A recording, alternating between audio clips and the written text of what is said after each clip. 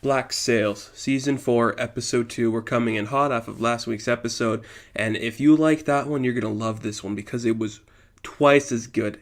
The characters felt more fleshed out. We got back into the rhythm that we're used to seeing with this show. Everything just made sense, and I loved this episode. Every character had their moment in this episode. Rivalries were forged again, some were broken. A lot of heat in this episode. Let's just talk about some of the things I liked. Right off the bat, a character who I have not liked for a long time for this series, but she did really good in this episode, and I'm excited to see where her character goes more than I have been ever, and that's Max. I thought Max in the earlier seasons has been a little worn out. She didn't do much. She was just there for sex, just to get the female count up there, I guess. But in this episode, you see her hold her own. She stands up for herself. She's going to become, I think, she's going to become the Queen of Nassau. She's going to be the next big person in Nassau in charge. She was just really incredible in this moment. And at the very end, when she went to talk to Silver and how she said, "No, I'm not going to help you with this. Whatever debt I owe you is paid off. Get out of my life." I was blown away because I really thought she was going to help Silver throughout the entire season up till the end. I thought they were going to maybe get back together. I would have liked to see that. But I'm fine that they didn't, and I understand that. Max really impressed me this episode. She's probably my favorite character of this episode. She's not my favorite character overall, but she was really great. Everything with her in this episode really made me feel like she's going to become that full character again. Another character who I don't like still, and in this episode, she was the one I think who didn't have the moment that really needed it, and that was Eleanor. She just is with Wood Rogers, and that's okay. I'm okay with that. It makes sense. She wants to keep Nassau safe and secure, but I don't care where her story's going. Wood Rogers is an interesting character. I like the choice where he said he kind of outsmarted Teach in that sense, where he's going to get Eleanor to Philadelphia without him noticing. So Wood Rogers, I think he's going to die. It's going to be a sad death. Maybe if you like Wood Rogers, it will be. But I'm intrigued by that storyline. I'd like to see where that goes, where his ship is going to have the encounter with Teach and Rackham and Anne. And then we get this really good shot involving Teach that I'm going to put it as a thumbnail for this video. The shot is where the ship pulls up in the sea and there's a bunch of dead bodies hanging down on the sails and all that. It looked so good.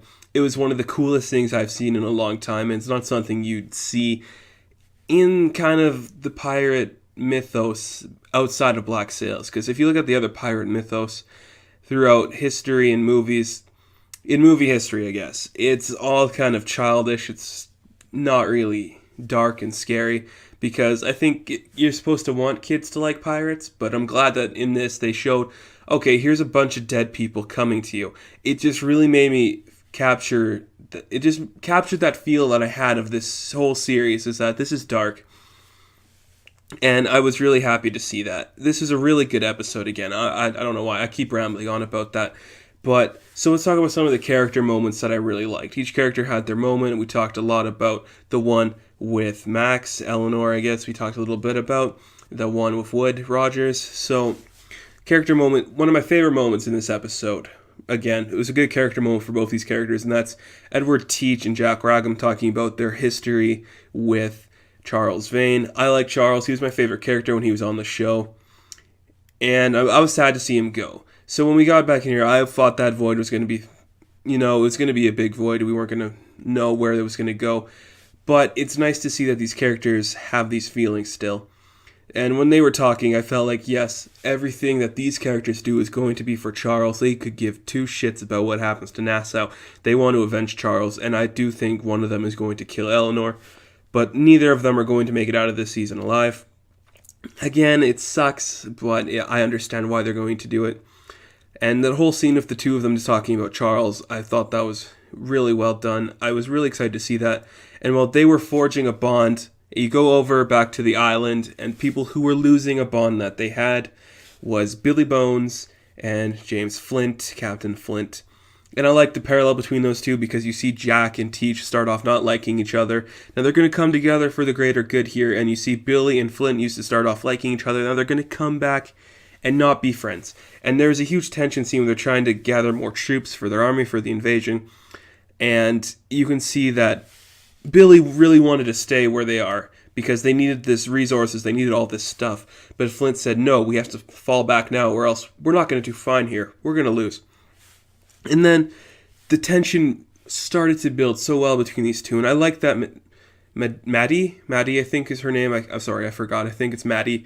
She really helped defuse the tension a little bit, but her character is in between both, because I think she trusts Flint when other people don't. But I don't think anybody else there trusts Flint, because there's a lot of backstory with Flint in other episodes. But in this episode, I can tell Maddie really liked Flint, but you could tell, I think she was side of Billy at the end of the day. And when those two broke out and the gunfire happened and they went at odds, I don't think there's going to be a resolved tension between them. There's going to be wars in wars. It's going to be really hard for these two to come together again. Unless our pirate king comes back from wherever the hell he is on that island, John Silver. The opening scene with John Silver and the character we learn, who is Israel, yeah, that guy, who I think that character is awesome. There's going to be so much of this character I want to see, because I think he's going to be the next Charles Vane. Every time this guy was on screen, I've like, this guy is terrifying.